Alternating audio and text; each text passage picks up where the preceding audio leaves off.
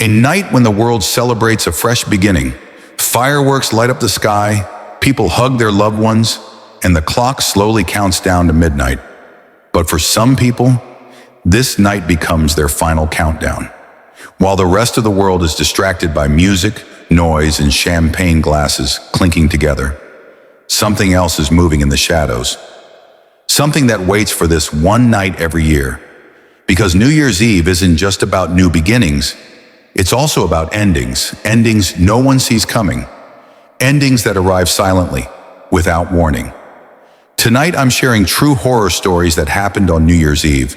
Stories based on real incidents, police reports, and eyewitness accounts that were never meant to be public.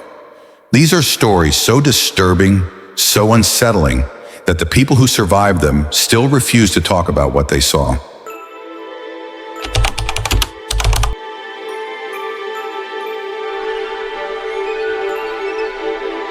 This incident happened on December 31st, 2016, a date that most people associate with fireworks, laughter, loud music, and hope. A night when the world pauses for just a moment to believe that everything can start over. But not every place welcomes the new year. Some places remember it. The building on the far outskirts of the city stood an old apartment complex known as Al Habib Residency. The building was easy to miss. No bright lights, no painted walls, no signboard glowing at night. It stood between an abandoned plot and a half-constructed road that had never been finished. Streetlights barely reached it. At night, the building looked less like a place people lived and more like something people had forgotten. Locals avoided it.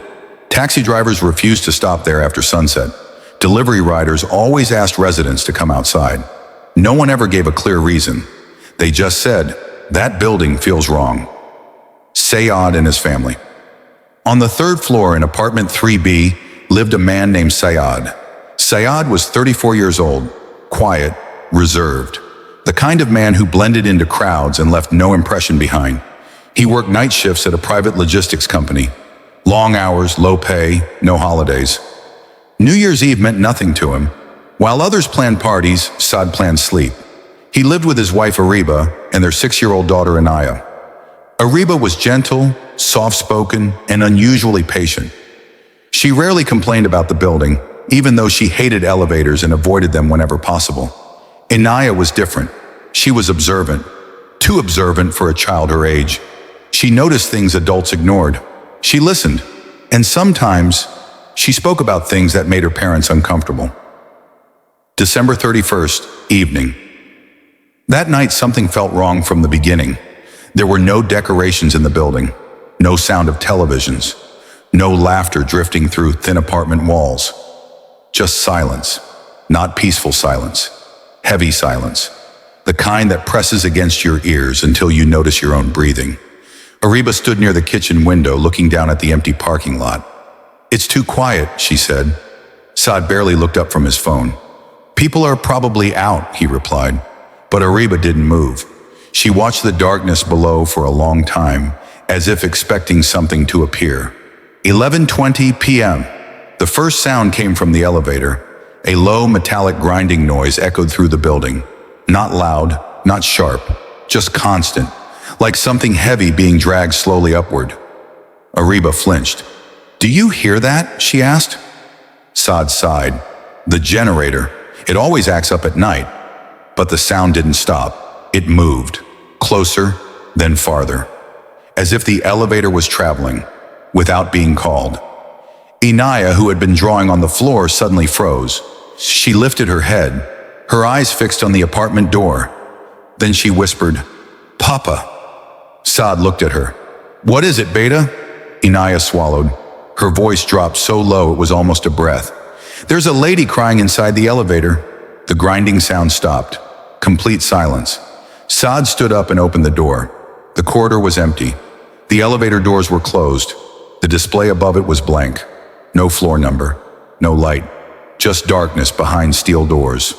11:40 p.m. The power went out. Instantly, no warning. The apartment plunged into darkness before emergency lights flickered on. Ariba's heart began to race.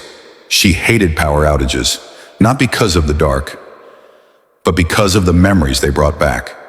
Then the landline phone rang, a sound no one expected. They rarely used it. The screen showed no caller ID.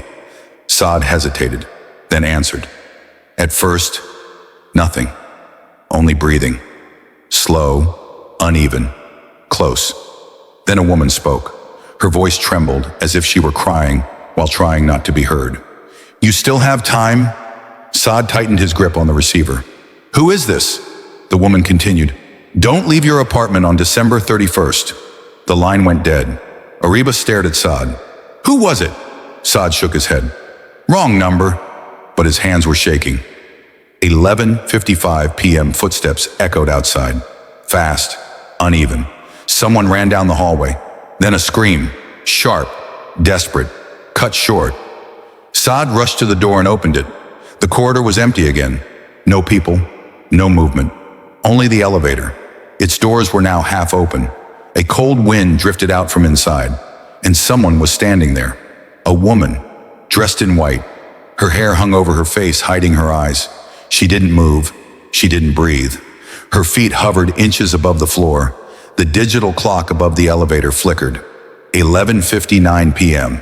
Then 12 a.m. midnight. The building erupted with screams from every direction, every floor. Then darkness. Emergency lights shut off. Total black. Inaya screamed, Mama, she's coming inside. Ariba turned, and everything stopped. 6:30 a.m. The next morning, police arrived after multiple emergency calls from nearby residents. Inside Al-Habib residency, they found Saad sitting alone in apartment 3B. No signs of struggle, no signs of forced entry, just silence. An old report surfaced, 10 years earlier, December 31st, same building. A pregnant woman had died in an elevator accident. Her name was Ariba. Final shock official records showed Saad's wife had died 10 years ago. There was no record of a child. Neighbors said, he lives alone. He always has. The New Year's Eve, Saad remembered, was a night trapped in time, a countdown that never ended.